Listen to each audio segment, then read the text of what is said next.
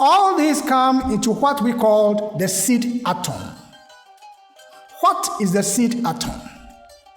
There is an atom in the left ventricle of the heart of every human being called the seed atom. Of course, we cannot see atom with our physical eyes, but it is there. It is the energizer for the cells.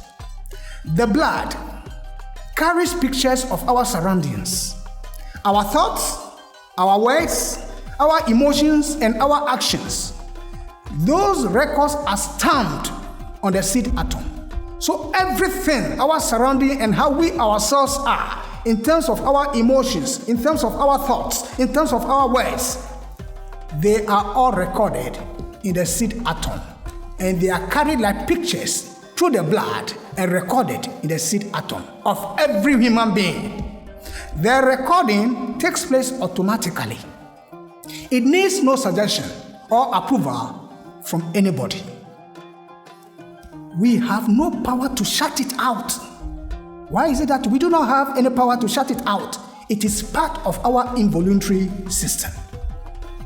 And the seed atom is described in Revelation chapter 20 verse 12. It is called the book of life. And we read, "And I saw the dead, small and great, stand before God, and the books were opened. And another book was opened, which is the book of life. And the dead were judged out of those things which were written in the books according to their works." So long as the records are in the seed atom, they must be fulfilled, good or bad. Actually, the records form the basis of forgiveness, the spirit's journey after earth life, especially through purgatory or hell, the first heaven, and so on. Those records form the basis. We will talk more about the seed atom in our lecture regarding death, hell, and the heavenly worlds. Let us look briefly at after-earth life. We have said in lecture number 2 and 3 that the spirit has 4 material bodies and 3 spiritual aspects that connect it to the 7 worlds, the last of the worlds being this physical world. At death, when a person dies, the records of his activities in the physical world that are contained in the seed atom are uploaded. Those records are played into the next bodies. The records are uploaded into the higher bodies, starting with the vital body, then the desire body, and finally the mind. The records are played and carried along. The spirit goes through the spiritual world stage by stage, using and assimilating the records. So the records that the spirit has generated, depending on the life that it has led on earth, they are uploaded and the spirit carries those records along. They will be played to it. All of them not at the same time, not in one spiritual world, but one world after the other. Mind you, the spirit has bodies that connect it to the various worlds. The first records are played back to it, starting with the low and the base desires that it gathered during earth life. It means that the first records that are played to the spirit is in terms of the low desires that it has built by itself. The records are first played in the lower region of the desire world, because that is where the spirit will first go through, the lower region of the desire world. This lower region is called purgatory or hell in popular Christianity teachings. You may not know it, but that is how the Western wisdom teachings describe that. It is not a pleasant place because it is populated by horrible beings, monsters, and demons whose pleasure is wickedness, because these low desires attract horrible beings like that. So when you are going through that world, they surely will attack you. The spirit now using the desire body. Mind you, after death, the spirit does not use this physical body anymore. It now uses the desire body, not the dense body or the vital body.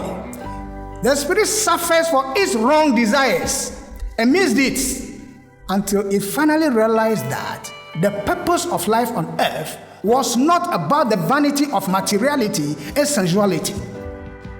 It is not about money, power and popularity, lands and buildings, stock markets, businesses, cars and luxuries, food and drinks, parties and enjoyment. The purpose of life is not about that. It is neither about wife, husband and children, friends and foes, social status or respect. No, the purpose of life goes beyond that. Having been thoroughly purged in the lower region of the desire world, the spirit develops what we call conscience. So it is not punishment, but it's to build into the spirit conscience for it to know and decipher the wrong from the right.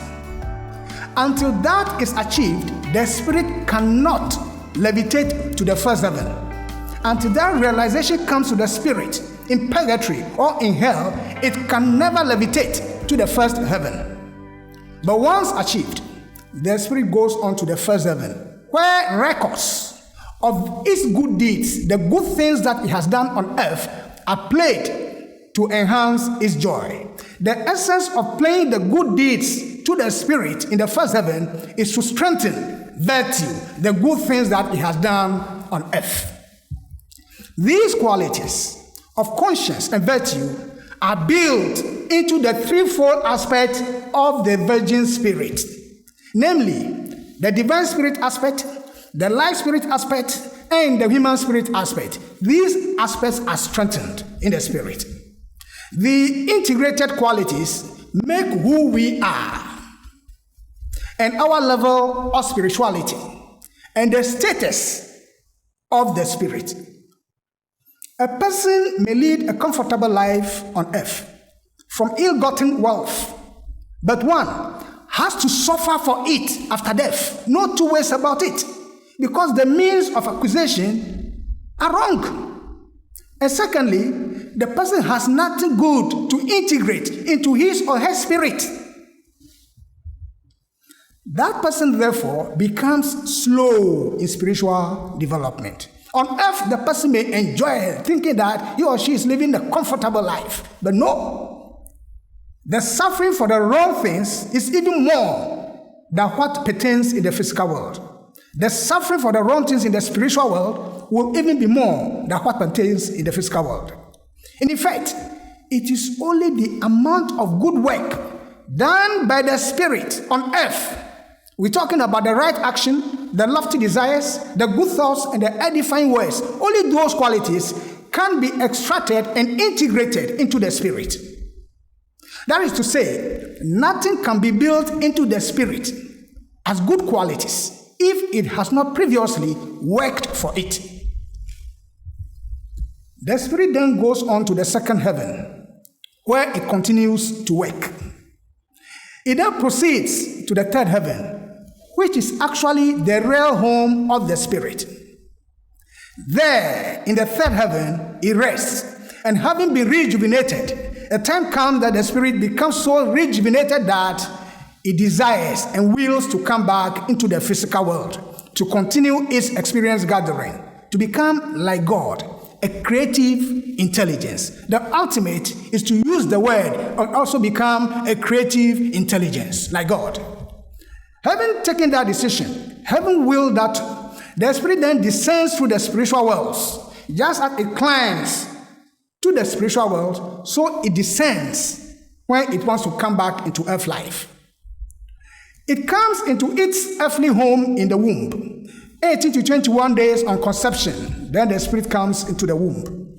But before that period, it comes and goes, it comes and goes. By the 18th to the 21st, it's tied by the recording angels. It doesn't go anymore. It remains in the womb. That is its home, and it grows. And that union is by parents in the physical world. So parents make the initial substance that is needed, and we have the fetus.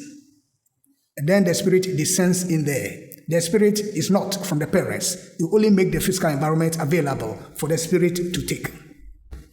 It comes